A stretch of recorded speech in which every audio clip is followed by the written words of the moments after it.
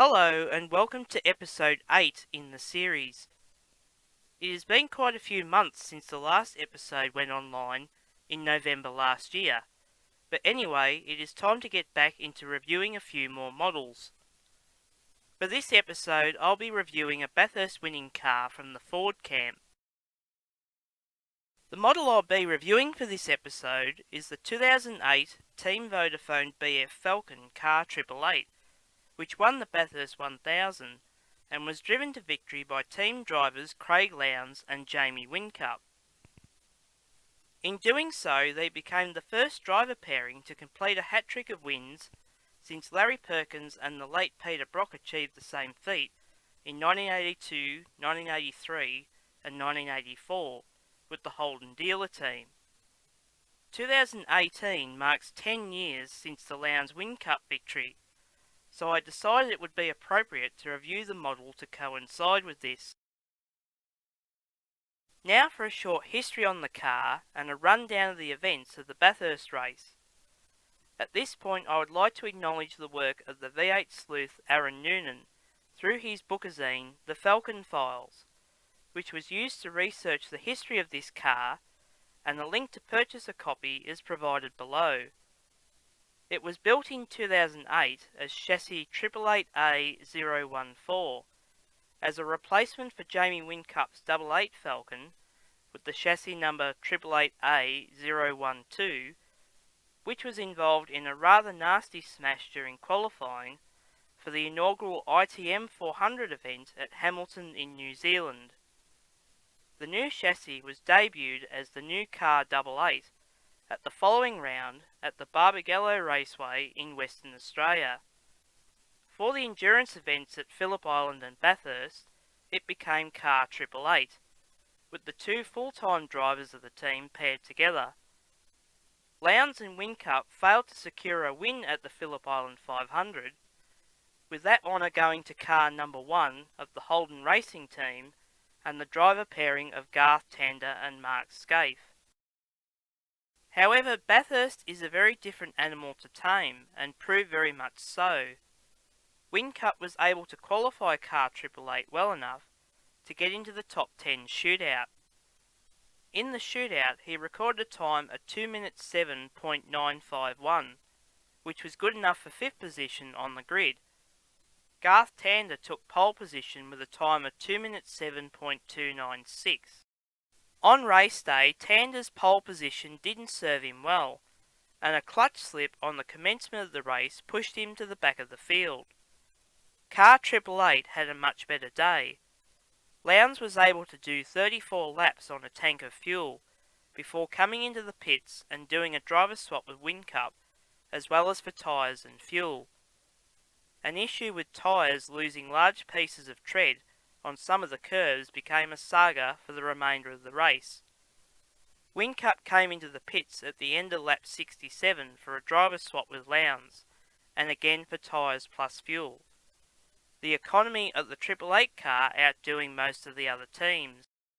On lap 92, Jonathan Webb in the number 9 car for Stone Brothers Racing and co-driving for Shane Van Gisbergen hit the wall and ended up in the sand trap at McPhillamy Park, leading to the safety car being deployed and car 888 taking the opportunity to pit for Lowndes to driver swap with Whincup and to take on more fuel, change the tyres and complete a compulsory brake pad change. Lap 104 saw the day get worse for the number 1 HRT Holden when Mark Scaife pinched the brakes at Forest Elbow and hit the wall, which dislodged the driver's side headlight and busted the front spoiler fixing on the same side. Another incident at the chase on lap 128 brought out the safety car yet again, and it saw the final pit stop and driver change for car 888, with Whincup handing back the car to Lowndes to drive the final stint of the flag on a set of green tyres.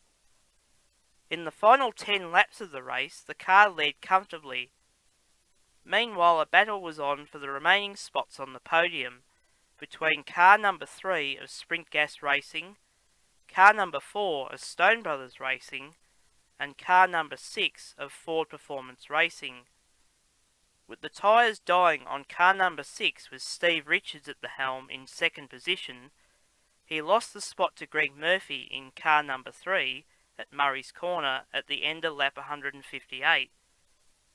A lap later it got worse for Richards as James Courtney rounded him up in the number 4 car. In the end, the spoils of the day went to car 888 and cemented Craig Lowndes and Jamie Whincup in the history books, along with their previous victories together in 2006 and 2007.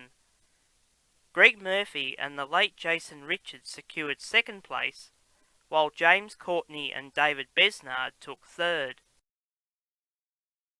Following the Bathurst race, the winning car once again became car 88 for Whincup to drive for the remainder of the season and secure his first championship, but that story will be left for another episode, I think.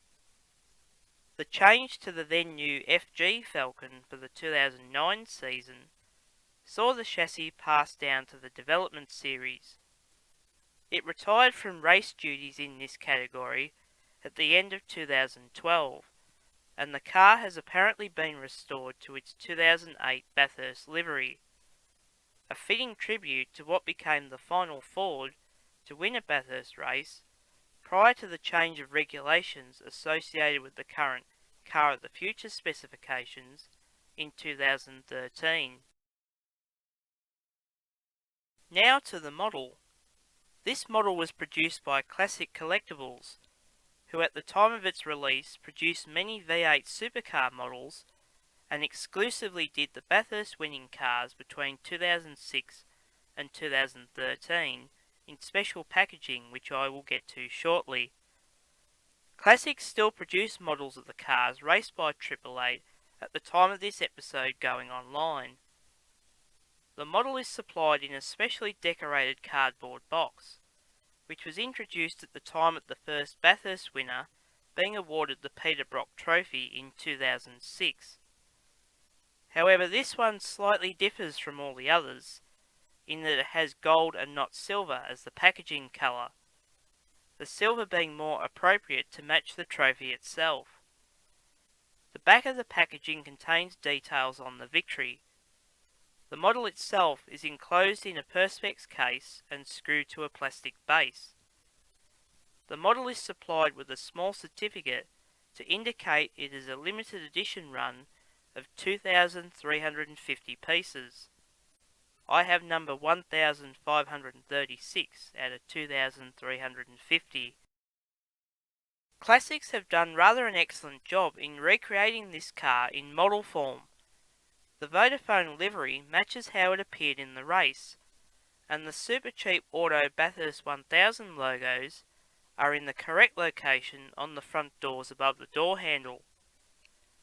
This differs from other cars in the race, and appears to have been done that way because of the large Vodafone logos taking up the space usually used for the event logo. This model was also produced in the era of Classics fitting interior detail to their 1/43 scale cars, as well as steerable front wheels. Even the screen heating filaments on the rear window are replicated. Opening doors and a bonnet would really make this model pop, but it is a rarity for such items to appear on models in this scale anyway. It was difficult to find any faults with my particular model. The opening parts would be a nice touch, but I've come to accept that for this scale. The model is as good as the 2005 championship winner I reviewed in episode 2. So on the rating scale I would give this model a 9 out of 10. I always liked how the Team Vodafone cars were presented in 2008, plus I got to see the real car race at the Winton round that season, a couple of months before the Bathurst race. Anyway, that concludes episode 8 in the series. Let me know what you thought of it. Episode 9 will feature another Bathurst car, but not a great race winner. See you next time.